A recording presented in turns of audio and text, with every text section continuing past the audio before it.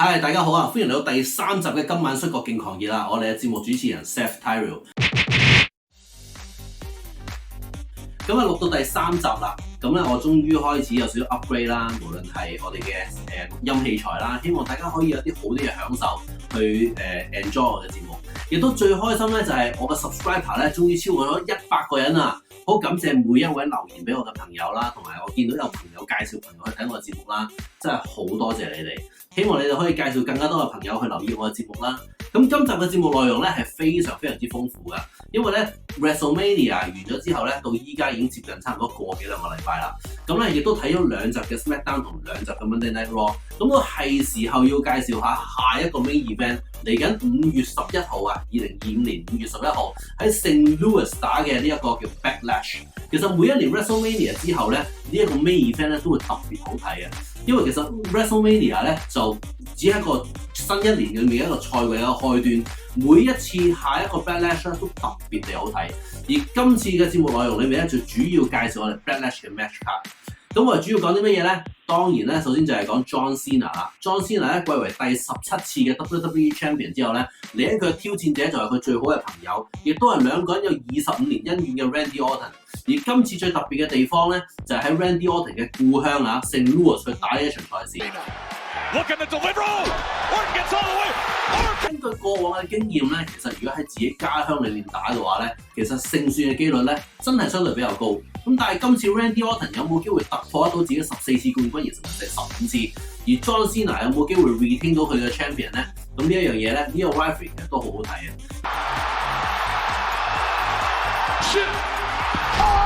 今次喺 Monday Night Raw 啦，同埋 SmackDown 裏面咧，佢哋兩個亮相嘅時候去對答咧。咁啊 ，Randy Orton 其實篤正嘅 John Cena 死穴嘅，就係同佢講話：你都冇細路仔，你點會明白細路仔對你呢個偶像嘅期望有幾多咧 ？John, you need to have some damn kids。絕對就係篤正佢死穴，講正佢私生活、佢個人生活上發生嘅呢個嚴重問題。 No, you are. You need to become a father, man. Grow up. It'll make you a better human being。咁我喺嚟緊咧就將會呢個對戰咧將會矚目嘅。咁而最特別講咧，除咗我哋 WWE Champion 之外咧，就係 WWE World Heavyweight Championship 啦。當我哋嘅根大大維也納上將輸咗個冠軍俾阿主賽胡鬚佬之後咧，你估佢唔到啊！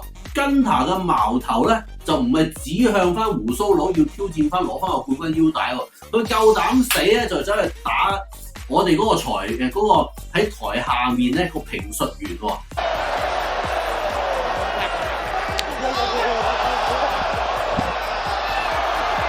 嚟啦，我哋嘅 Pat McAfee 啊 ，Pat McAfee 咧就係一個 ESPN 好出名嘅主持人嚟噶。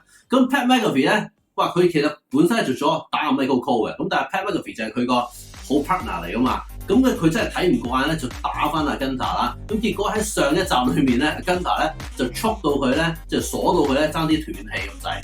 咁結果喺今集嘅 Monday Night Raw 裏面咧 ，Pat McAfee 咧就真係忍唔住啦，我要挑戰阿根塔。就估唔到啊，竟然係一個評述員會隻抽根塔，但係估唔到就真係咁得意啊 ！WWE 嘅世界，即係除咗話摔角手會打之外咧，其實評述員咧都會同摔角手隻抽。咁今次咧亦都係 Match Card 喺 Backlash 裏面咧，好值得留意嘅一場比賽，我都好想睇。咁另外咧，主賽胡鬚佬咧，亦都會受到第一次嘅挑戰啊！佢有 World Heavyweight Champion 咧，將會對戰邊個咧？大家應該都認識呢個人㗎啦，佢就係 Logan Paul。咁 Logan Paul 係咩人咧？就一個好出名嘅網紅啦。佢細佬上年咧，Jake Paul 咧就挑戰 Mike Tyson 啦，就大家應該都一定喺 Netflix 裏面有睇呢一個直播㗎啦。咁佢阿哥Logan Paul 咧，其實過去呢幾年咧都係一個好職業、好打得好好嘅摔角手嚟嘅。佢嘅絕招啊，佢嘅技術啊，佢嘅訓練啊，其實好認真，有一個專業而且係勁嘅摔角手。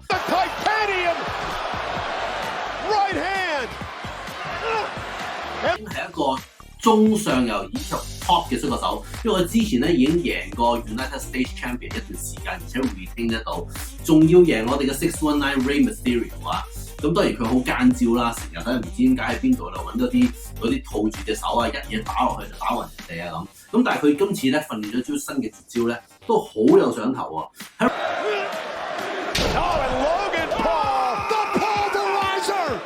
WrestleMania 裏面咧，其實佢咧都有比賽嘅，咁佢咧就贏咗 AJ Styles。我覺得咧嚟緊我嘅節目裏面咧都會介紹更加多嘅摔角手俾大家。咁今集嘅內容咧非常豐富㗎。咁除咗我哋嘅 Logan Paul，Logan Paul 改一個名俾佢嘅，叫狼人保羅啊，佢的確有少少似嘅。咁啊 Logan Paul 咧今次咧就會挑戰啊主菜胡鬚佬，究竟係狼人保羅會贏啦，定係主菜胡鬚佬可以 retain 到維持到嘅第一次冠軍咧？呢個都係非常之有底頭啊！而今次咧，我哋之前所講嘅3場 main event 裏面最重要嘅 Triple Threat 比賽，即係我哋嘅世上最勁 CM Punk 同埋我哋嘅部落族長羅文路斯對戰我哋嘅勁爆耶穌路雲噶嘛。咁最後勁爆耶穌路雲咧就攞走咗 Wiseman 喎，因為 Wiseman 背叛咗個 CM Punk 同埋背叛咗我哋嘅羅文路斯啊。咁最後點樣咧？耶穌咧就以耶穌嘅姿態登場啦，係咪着件好靚嘅衫？但係估唔到耶穌開始收門徒咯喎！耶穌收咗啲邊個靚咧？就係我哋嘅壞孩子邦碧克啊！我相信咧壞孩子邦碧克咧非常之極值得介紹，因為其實佢都係一個星二代，佢爸爸都係好出名嘅摔角手。咁咧，而今次嘅壞孩子邦碧克咧，佢嘅絕招咧絕對同比洛文路斯更強。而咁特別嘅地方就係阿 Roman Reigns 同洛文路斯部落族長咧，其實嘅絕招咧同壞孩子邦碧克係一模一樣噶，都係爆裂撞擊。咁今次我哋嘅 Monday Night Raw 嘅最後一場比賽裏面咧，就有 Sami Zayn 我哋嘅不敗森美啊，一個好值得講、好值得 respect 嘅一個正派嘅摔角手咧，就出嚟同阿耶穌勸諫佢啦，就係話：喂，其實咧，你所做緊嘅嘢同當年部落族長做嘅咪差唔多，咁唔好再做啲壞人咁嘅嘢啦！你制霸呢度有咩用啫？你梗係追求 title 啦。咁咧結果咧，耶穌就同佢講啦：你一係就做我門徒，一係咧你就俾阿壞孩子邦碧克打你，而且仲將你轉去第二間公司咯喎，即係由我哋嘅 Monday Night Raw 就轉你去 SmackDown 嘅喎。咁如果你搏緊我哋嘅話咧，我哋咧就可以安排到你咧，當阿 Randy Orton 我哋嘅 Legend Killer 啊，對戰完 John Cena 之後咧，下一個挑戰者就係你喎，我哋可以幫你安排到呢樣嘅賽事，因為我哋有 Wiseman 阿波希。結果啊，不敗森美咧就拒絕咗耶穌提供俾佢嘅呢一個 offer， 咁咧佢就話 Go to hell。結果咧佢又真係 Go to hell 啦。點解咧？因為佢咧喺嗰一晚嘅 main event 裏面咧就要對戰壞孩子邦碧克。咁啊，壞孩子邦碧克呢招絕招咁犀利，爆裂撞擊真係撞爆你噶嘛！如果當年咧，大家有睇到上年有睇到 Royal Rumble 咧，其實有好出名嘅網紅啊 iShowSpeed 咧，其實都參加過 Royal Rumble 啊。淘汰咗2個摔角手之後咧，佢就真係不覺意一個後空翻之後咧，望一望隔離就俾阿壞孩子邦碧克一嘢爆裂撞擊撞爆咗佢，腳都撞爆埋入埋醫院嘅。咁結果咧 iShowSpeed 就當年攞到佢嘅 rivalry 啦，嗰刻話我上到 Royal Rumble 喎，但係結果咧就俾阿邦碧克咧就撞完之後就一嘢掟咗佢落台啊！咁你大家睇片就見到啊。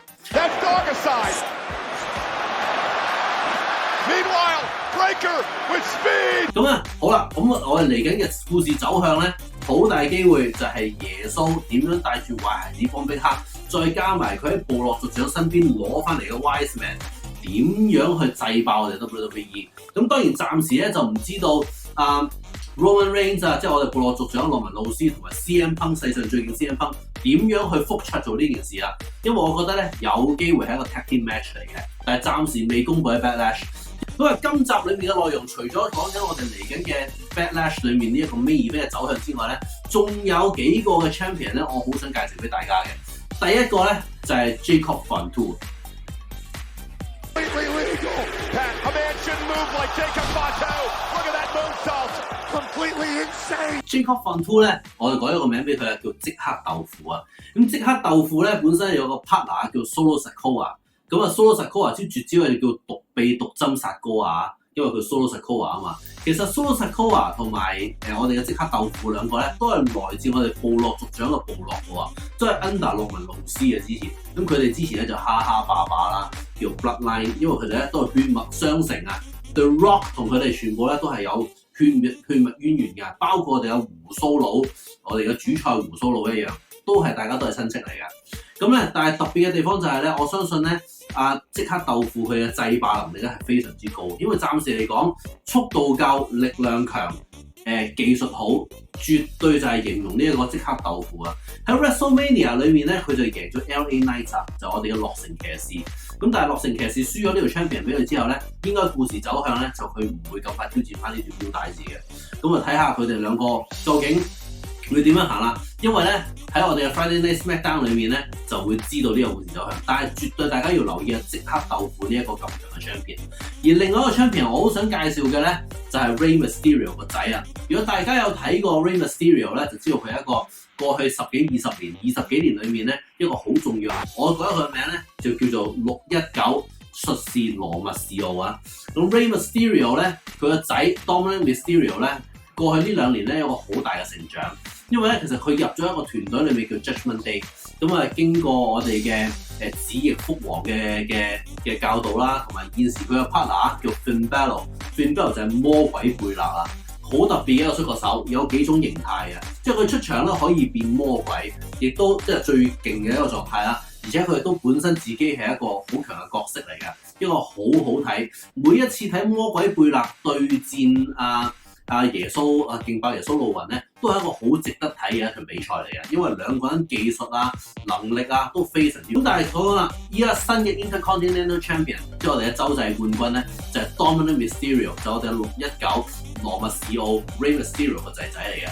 佢最特別嘅地方咧就係佢超級奸，佢永遠咧都用最奸嘅方式去贏到佢嘅冠軍。咁當然今次啦，大家喺WrestleMania 裏面咧都得到肯定，因為佢終於係透過 pinfall 透過撳住對方數1、2、3下咧而贏嘅。但係最特別嘅地方，佢係贏邊個咧？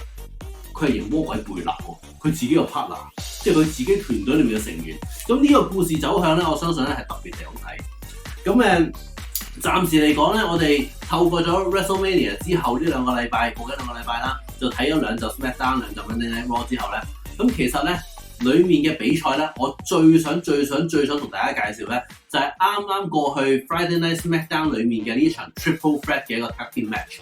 咩意思咧？就係一個Tag Team， 即係2個人嘅團體比賽嚟嘅，由我哋嘅 Street Profits 呢2個嘅我叫做街頭制霸呢一隊嘅組合啦，對戰 DIY 自我製造，同埋對戰咧我哋嘅犀利呢個名叫 Motor City Machine Gun， 即係我哋嘅叫機動城市啦。呢一場嘅比賽咧，我相信係堪稱喺 TLC match 裏面咧，喺過往歷史都應該係好高分嘅，肯定係，因為咧佢哋無論係出招啦、痛啦嘅技巧性啦，甚至乎個比賽長度咧，都係比一般嘅 TLC match 長。首先講咩叫 TLC match 啦。如果中意啱啱接觸我哋頻道嘅或者接觸摔角嘅朋友咧，絕對要打開你嘅 Netflix 嘅 Friday Night 嘅 SmackDown 睇呢一場嘅 main event。點解咧？咩叫 TLC 咧？就係 Tables, Ladders and Chairs Match， 即係咧佢有樓梯，即係玩嗰啲女梯賽，而且佢仲有台，仲有凳。哇！你見到立晒架撐嘅場面咧，呢一場比賽極。咁究竟邊個贏先啦？至於大家打開你嘅 Netflix 睇呢一場比賽，絕對冇介紹錯。咁嚟緊嘅走向咧，下一集我會講咩多咧？就我諗到一個 topic， 相信大家都好有興趣想睇嘅，就係女子摔角。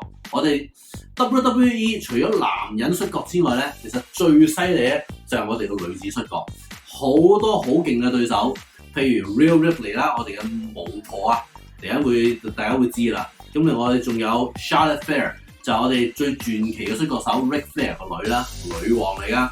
咁嚟到有極多，甚至乎有暴風女神 Jade Cargill。